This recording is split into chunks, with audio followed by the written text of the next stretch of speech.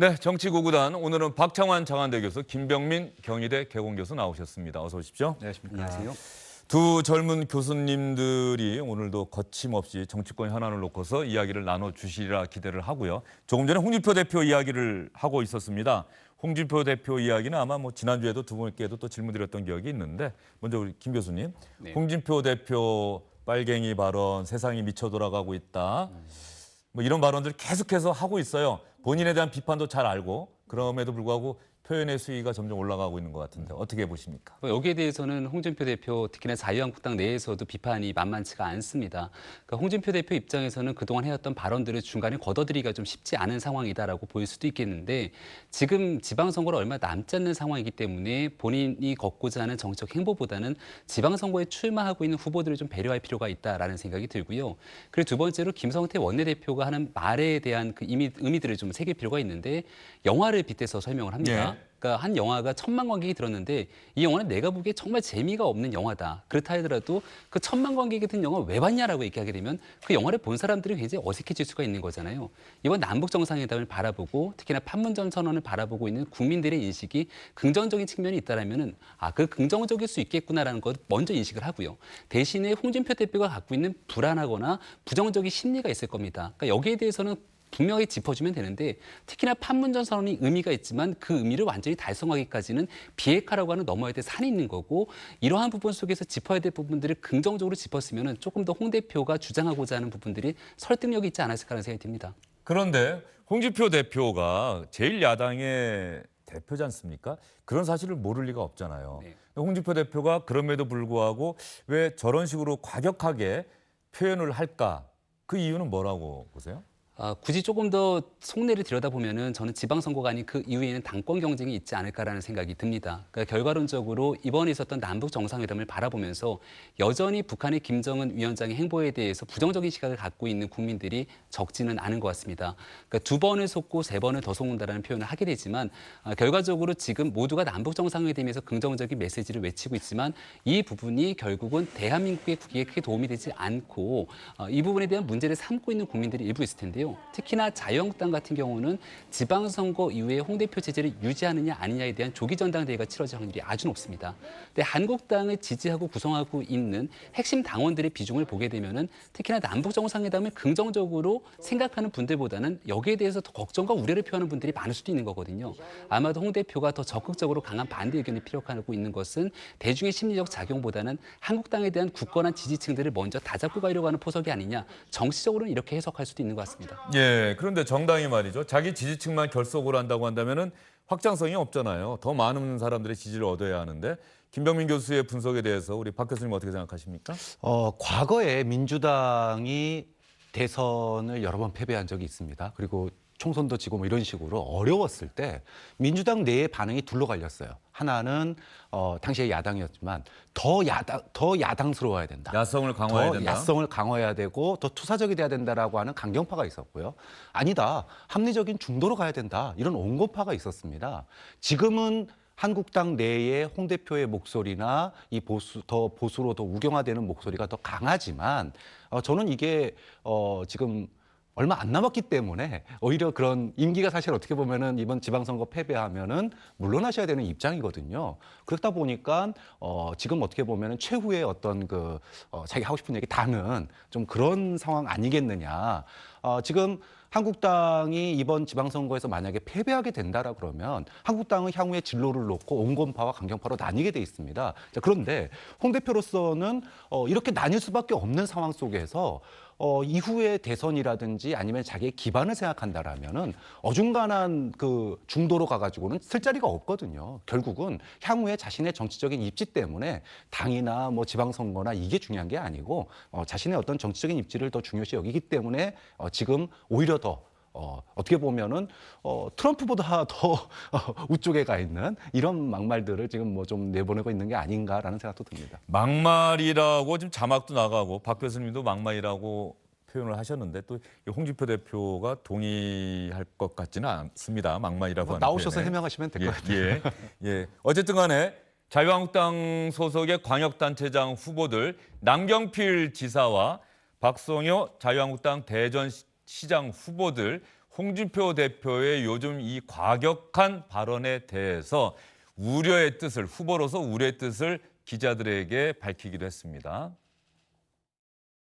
잘못된 건 잘못됐고 뭐 이렇게 얘기를 좀 이 시시비비를 좀 합리적으로 가리고 대안을 내놓는 게 우리 당의 갈 길이다라는 생각에서 이제 이게 컨텐츠와는 상관없이 말하시는 이제 스타일과 사용하는 언어에 대해서 충청도 정서와 잘 맞지 않아 가지고 그것이 우리 지역의 선거를 치르는데 마이너스적 효과가 있을 거라는 걱정하는 여론이 많다. 예, 이렇게 자유한국당 내부에서도 홍준표 대표를 향한 우려의 목소리들이 나오고 있는데 다른 정당들에서는 홍준표 대표의 발언에 대해서 뭐 그야말로 거칠 것 없이 아주 강하게 비판하고 있습니다. 홍준표 대표가 이제 막 내지릅니다. 막말을. 기가 막혀서 할 말을 잃습니다. 국민들도 많이 어이없습니다. 이 홍준표 대표의 막말 대행진 때문에 자유한국당의 지지율이 하염없이 떨어지고 있는 것. 홍준표 대표만 깨닫지 못하고 있는 것 같습니다. 참으로 안타깝습니다. 홍준표식 빨갱이 개념은 반대만 하는 사람이다. 경상도에서는 반대만 하는 사람을 빨갱이라고 그런다. 그래서 저는 이것을 홍갱이라고 명하겠습니다. 홍준표식 빨갱이 줄여서 홍갱이라고 명하겠는데요. 빨갱이보다 홍갱이가 더 문제입니다. 홍갱이는 정말 대한민국의 바퀴벌레입니다. 예, 민주평화당 박지원 의원은 또 이런 이야기를 덧붙였습니다. 세상이 미쳐가고 있다는 홍준표 대표. 그가 미쳐가고 있다는 국민의 함성도 들립니다. 네, 당 안에서도 비판의 목소리가 나오고 있고 다른 당에서야 뭐 더 거칠 것 없이 홍준표 대표를 비판하고 있긴 한데 이 하태경 의원의 발언은 상당히 수위가 높네요. 홍준표 대표를 향해서 뭐 두 사람 사이에 악연이 있다는 건 이미 많은 분들이 알고 있긴 합니다만. 네. 지금 뭐 한국당 내에 아까 후보들의 어떻게 보면 홍준표 대표 패싱, 홍 대표 패싱도 이제 앞에 나갔고, 그 다음에 지금 이제 바른당에서 이야기하는 미래당에서 얘기하는 지금 얘기도 나갔는데 이 모든 것들이 결국은 지방선거 이후에 보수의 주도권을 누가 지느냐에 키포인트가 있기 때문에 이렇게 얘기를 하고 있는 겁니다. 일단 후보들로서는 이번 지방선거가 사실 쉽지 않은 상황이거든요. 예. 그럼 누군가 책임질 사람이 필요한 거고요. 또 그렇기 때문에 아직 선거가 시작되지도 않았지만 어떻게 보면은 홍준표 때문에 졌다. 이런 어떤 그 책임론을 미리 띄우는 거고 결국 이것이 이제 이후에 기선 잡기로 나가는 거고요. 미래당도 마찬가지입니다. 미래당도 지금 이제 중도에 두고 있지만은 이후에 확장성은 보수로 확장하는 것밖에 없는 거거든요. 그렇게 본다라고 그랬을 때 이 보수의 주도권을 갖다가 지기 위한 이런 발언들이 단순하게 어떤 개인적인 부각 차원이 아니라 보수 재편의 주도권을 지기 위한 이런 것들이 지금 이제 그 집중도가 높은 지금 이런 사안들에서 나타나고 있는 게 아니냐. 좀 그런 점에서 하태경 의원의 발언도 지금 이제 민주주의의 기본을 어떻게 보면은 무시한 거거든요. 반대하는 사람이 빨갱이라는 거는 이 얘기는 향후에 야당이 지향하는 민주주의가 색깔론을 벗어난 민주주의가 무엇이 돼야 되는지 이 중도에 기반한 하태경 의원과 미래당은 어떤 걸 지향하는지 차이점을 분명하게 보여주는 거기 때문에 어떻게 보면 이런 홍준표 대표와의 어떤 전선, 이런 막말 논쟁 이런 부분들에 대해서 바른당이 더 공격적이고 더 적극적으로 아마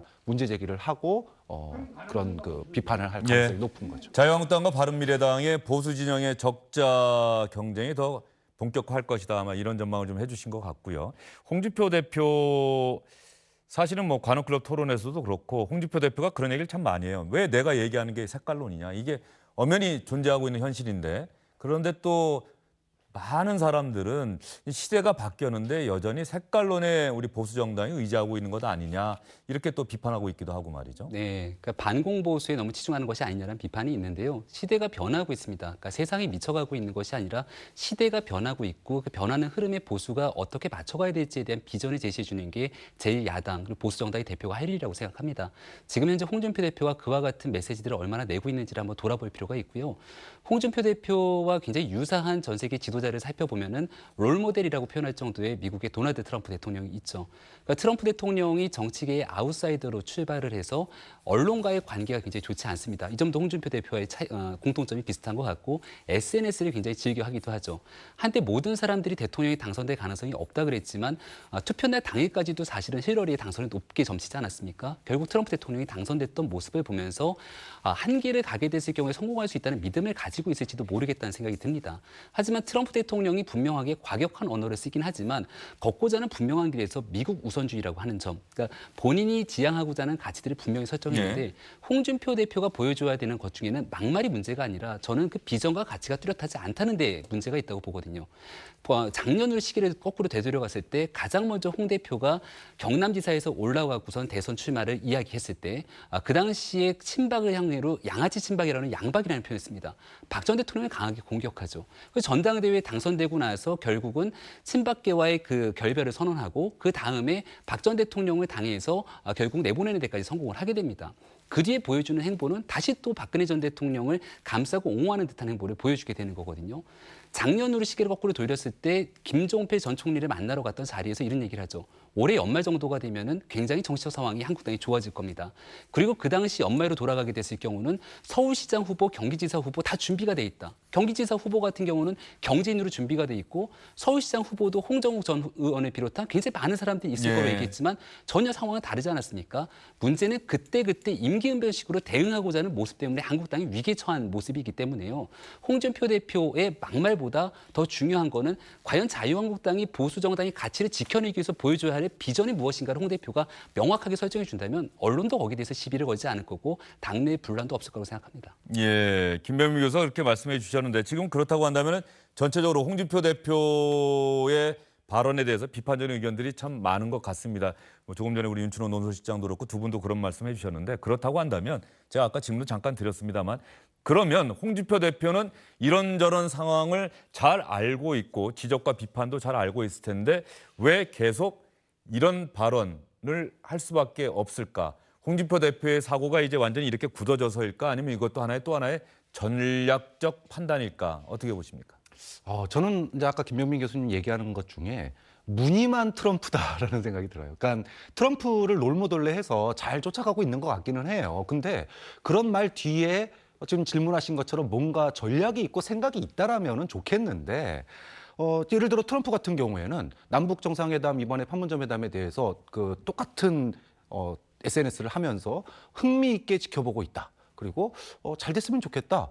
정말로 완전한 핵폐기, 그러니까 어떻게 되든지 간에 완전한 핵폐기라고 하는 목표를 분명하게 얘기를 하고 있는 거거든요. 근데 홍준표 대표는 마치 이게 트럼프보다 더 이 오른쪽에 있어가지고 이거는 뭐 주사파의 합의다 이렇게 얘기를 하면은 이게 문의는 트럼프인데 내용에 어째서 구체적인 국민들에게 주는 구체적인 메시지가 없이 색깔론으로만 나가니까 이게 다가오지 않는 거거든요. 근데 이런 색깔론 속에 과연 전략이 뭐가 있겠느냐. 그 전략이라고 하는 것은 결국 소위 극우 보수라고 하는 태극기 보수라고 하는 이 사람들을 기반으로 해서 향후에 자기가 혹시 당대표에서 물러나더라도 이번에 어떻게 보면은 팽 당하더라도 다시 살아날 수 있는 기반을 만들겠다. 이거 이상 뭔가 생각할 수 있는 여지가 별로 없다고 봅니다. 예, 자유한국당 내부에서 홍준표 대표, 광역단체장 후보들이 홍준표 대표가 선거 유세에 안 왔으면 좋겠다, 이런 얘기를 일부 기자들에게 하고 있다, 이런 기사도 나오고 있긴 한데 자유한국당 내부에서 말이죠. 오늘 의원총회도 열리고 지금 아마 2시 15분에 시작이 된 것 같은데 이런 부분들에 대해서 대표하고 한번 우리가 왜 대표가 계속 이런 언행을 해서 자유한국당을 어렵게 만드느냐 아니면 차라리 홍준표 대표 정말 잘하고 있다 그렇게 가는 게 좋겠다 이런 분명한 자유한국당 내부의 어떤 분위기가 좀 정립되어 있는 것 같지가 않다 그런 생각이 좀 들어요. 너무나 유약하기 때문에 홍 대표가 저렇게 자신 있게 얘기할 수 있는 겁니다. 과거 같은 경우는 이와 같은 상황이 오게 되면 초재선 의원 중심으로 정풍운동이 진즉에 일어났어야 되지만 지금 현재 한국당의 문제는 홍준표 대표의 문제가 아니라 초재선 의원을 비롯한 대다수의 의원들이 아무런 당에 대한 걱정과 고민 없이 2년 뒤 선거만 바라보고 있다는 거죠. 홍준표 대표가 굉장히 강한 성격을 갖고 있죠. 여기에 대해서 홍준표 대표의 반기를 두고 강하게 맞설 경우에는 홍 대표가 얘기하고 있는 것처럼 그럼 2년 뒤에 두고 봅시다. 험지로 가서 한번 고생 좀 해보십시오라는 말을 서슴지 않게 합니다. 자칫 잘못 나서갖고 얘기하는 순간 홍 대표가 전쟁을 치러야 되는데 그런 전쟁을 치고 싶지는 않습니다. 그러면서 홍준표 대표 체제에 대한 얘기들을 비판하게 되죠. 여기에 대해서 홍준표 대표가 갖고 있는 캐릭터에 대해서 강한 불만이 있으면 들고 일어나서 정풍 운동을 벌여야 됩니다. 그런 상황들이 있을 때만이 지방선거에서 나름대로 가능성을 찾을 수 있을 거고요. 1998년도에 월드컵 굉장히 저는 흥미롭게 지켜봤는데 당시 네덜란드에 5대0으로 지는 모습을 보면서 충격을 받았습니다. 그 당시 결국은 많은 국민들의 염원에 따라서 차범근 감독이 짐을 싸서 중간에 들어오게 되죠. 예. 그러니까 지금의 한국당의 지금 보여주고 있는 지방선거의 성적이 한 2차전을 치르고 나서 5대0 정도의 게임으로 지고 있다면 여기에서 끝까지 완전히 지는 걸 보든지 중간에 짐 싸서 오게 하든지 그 당시 국민들이 강하게 압박하는 모습이 있었다면 한국당이 그런 목소리를 주장한 사람이 아무도 없습니까? 그러니까 이런 내용들이 있을 때만이 한국당이 새롭게 새싹이 돋는 건데 이러한 모습들을 지금 못 보여주면 지방선거 끝나고 나서도 보여주기가 어려운 측면이 있다는 걸 명심해야 될 겁니다. 예. 앞에 뉴스에서도 그 민주당이 특검을 받는 대신에 뭐 비준안 통과라든지 예. 이거 가지고 국회 다시 열자 제안을 했는데요. 지금 만약에 한국당 의총에서 이것이 받아들여지게 되면 이거는 저는 말 그대로 홍준표 대표에 대한 비토, 어떻게 보면은 불신임안이 통과된 거랑 마찬가지라고 봅니다. 왜 그러신지 이유를 좀 말씀해 주시죠. 남북 정상회담의 그 합의에 대해서 주사파 합의라고 그랬어요. 이거는 보수적인 입장에서 보면 도저히 받아들일 수 없는 겁니다. 이런 거를 갖다가 국회가 비준을 해준다? 이거는 자기 부정이거든요. 이런 자기 부정을 갖다가 의총에서 할 수 있을 정도라면 그거는 지금의 홍준표 대표가 너무 나아갔다. 그리고 홍준표 대표로는 선거 치를 수 없다.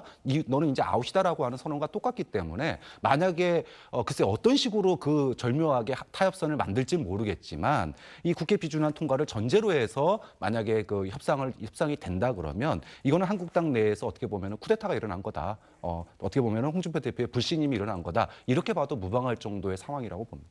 예. 오늘 자유한국당 의원총회가 지금 시작이 된 것 같은데 자유한국당 의원총회 결과는 어떻게 전망하세요? 뭐 국회 관련 문제에 대해서만 결론이 내려질까요? 홍준표 대표와 관련한 이야기 전혀 안 나올까요? 홍 대표와 이런 얘기까지 가기에는 지금 다뤄야 될 사안들이 너무 많기 때문에요. 일단은 여당인 더불어민주당이 주장했던 부분들에 대한 국회 내에서의 내부적인 얘기들을 집중할 확률이 높다라고 보여지고요. 저는 애당초에 홍준표 대표가 이 판문점 선언에 대한 국회 비준 동의안에 대해서 법적인 구성 요건에 아예 맞지 않는다고 선을 거버렸습니다. 근데 여기에 대해서도 저는 조금 더 전향적인 자세를 취할 필요가 있다고 생각하는 게 미국의 상원 의원과 하원 의원 등 의원들이 사실 판문점 선언에 대한 지지를 표명하고 있고요. 지금 문재인 대통령이 추진하고 있는 것은 한중일 정상회의를 열어서 한국과 중국 그리고 일본의 정상들이 판문점 선언에 대해서 지지를 표명하게 되는 여러 가지 상황들을 만들어내려고 연출하고 있지 않습니까? 그런 국제적인 관계에 비추어 볼 때 판문점 선언에 대해서 국회가 찾을 수 있는 역할이 어디까지인지를 두고 고민하는 모습은 보여야 됩니다. 다만 지금 상태에서 판문점 선언에 나와 있던 수많은 내용 중에 저는 가장 핵심은 완전한 비핵화 그리고 더하기 결국은 올해 안에 종전선언을 하겠다라고 하는 부분으로 볼 수 있는 건데 이 많은 내용들은 결국은 미국과의 협상을 통한 북미 정상회담에서 최종적인 메시지들이 나오고 난 뒤라고 보거든요.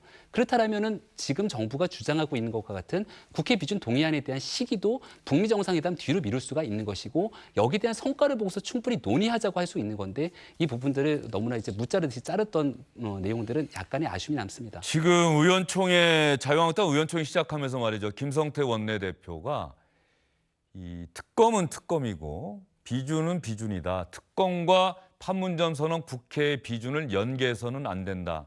나는 이 시간부로 특검 관철을 위해서 무기한 노숙 단식 투쟁에 돌입하겠다라고 이야기를 했다고 합니다. 이렇다고 한다면 국회 정상화 가능성이 조금 또 멀어지는 게 아닌가. 연계해서는 안 된다. 일단 특검부터 받아라 이런 뜻인 것 같은데 말이죠. 네, 김성태 원내대표의 사실 이 말 자체 특검만 뜯어놓고 보면은 틀린 얘기가 아닙니다. 지금 이제 민주당 원내대표가 특검을 이제 딜의 대상으로 내놨는데 사실 지금 민주당으로서는 이미 김경수 의원 측에서 특검 받아들이겠다라고 얘기를 한 상태고요. 한참 전에 얘기했지 않습니까? 거기다가 지금 맨 처음에 이 드루킹 사건이 터졌을 때에 비해서 지금 여론도 많이 조금씩 이제 변화하고 어떻게 보면 톤 다운되고 있거든요. 냉각기를 받고 있고 또 일각에서는 지금 여권 일각에서는 이거 만약에 특검하면 여당한테만 불리한 게 아니다.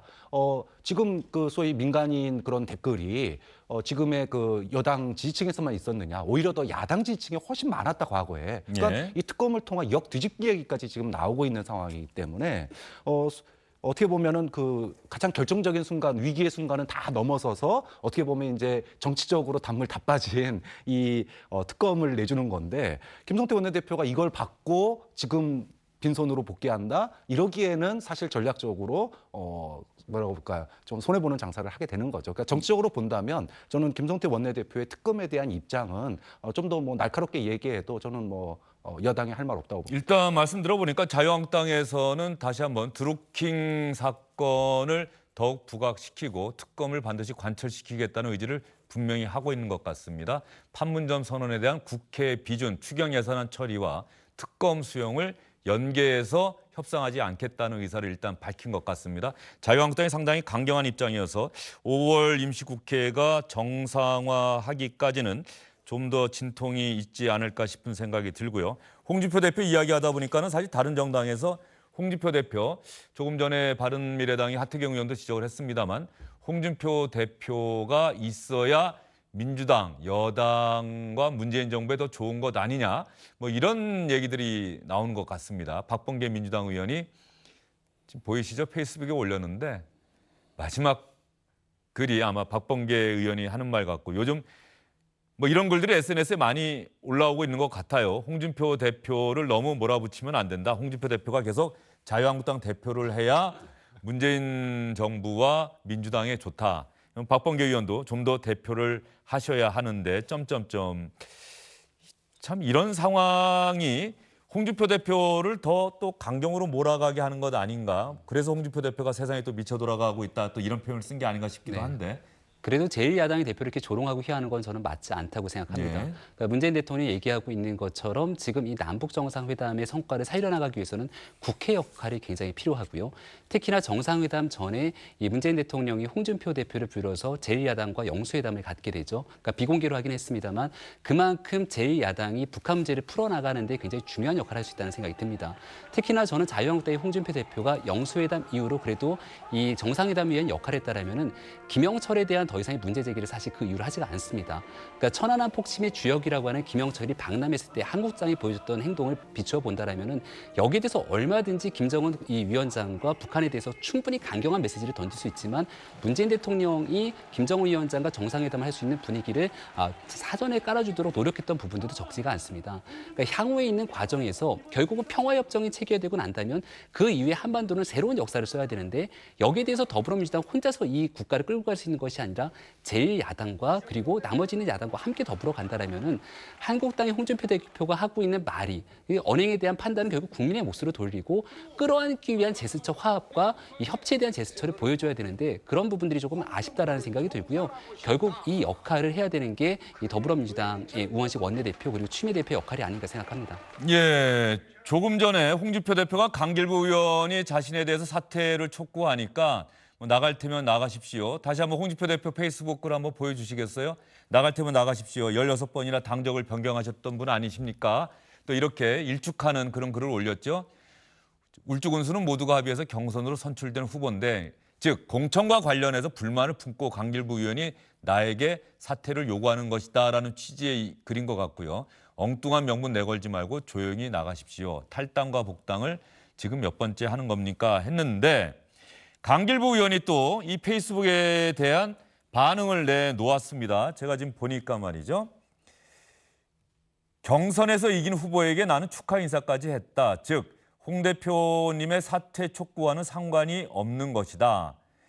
남북관계를 명분으로 탈당하는 것이 아니라 홍 대표님의 품격 없는 언행이 대한민국 보수를 괴멸시키고 있다고 판단했기 때문에 사퇴해달라고 요구하였고 그것이 받아들여지지 않으면 중대 결심하겠다는 것이다. 마지막에 이런 글을 썼습니다. 당적을 무려 16번 변경한 분을 공천한 분은 홍 대표님이시지 않습니까?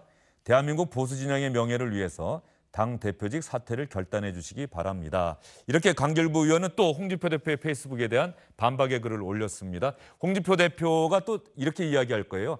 당내에 아주 일부의 목소리가 마치 대단히 대표에 대해서 반대하고 지도부를 전체를 몰아붙이는 것처럼 침소봉대하는 언론이 또 문제다. 아마 또 이렇게 인식할지는 모르겠는데 박 교수님 생각은 어떻습니까? 지금 지지율이라고 하는 거에 대해서 뭐 여론 조작이라고 해버리니까 사실 홍 대표한테 할 말이 별로 없는데 야당이 지지율이 오를 수 있는 상황이 몇 번이 있었습니다. 안희정 때도 그랬고 드루킹 때도 그랬고 근데 그 오르지 않는 그 원인에 대해서 많은 사람들이 이야기하는 게 대안을 못 찾겠다라는 거예요. 대안을. 그러니까 최소한 국민의 75% 이상이 지금 합의가 조금 부족하더라도 더 잘 돼서 북핵 폐기되고 평화가 왔으면 좋겠다라는 심정으로 지지하는 거지 않습니까? 근데 그걸 갖다가 미쳐 돌아간다라고 얘기를 하니 너무나 비상식적이고 어느 정도의 선을 넘어버리니까 지금 이제 이런 얘기가 나오는 것 같은데 저는 뭐 홍 대표가 지금 어떻게 보면은 뭐 마지막 단말맛적인 발언을 하는 게 아닌가 그런 점에서 좀 이야기를 하고 싶습니다. 예, 알겠습니다. 두 분과의 말씀 이쯤에서 정리를 하고요. 홍준표 대표 발언을 집중적으로 전해드린 것은 어쨌든 간에 지금 정치권에서 홍준표 대표가 계속해서 하고 있는 발언들이 정치권의 쟁점이 되고 논란거리가 되기 때문에 홍준표 대표 이야기를 오늘 많이 해드렸습니다. 결과가 6.13 지방선거 결과가 홍준표 대표 자유한국당의 앞날을 결정하게 되겠지요. 이제 지방선거는 한 50일 정도 앞으로 다가왔습니다. 두 분간 여기서 인사드리겠습니다.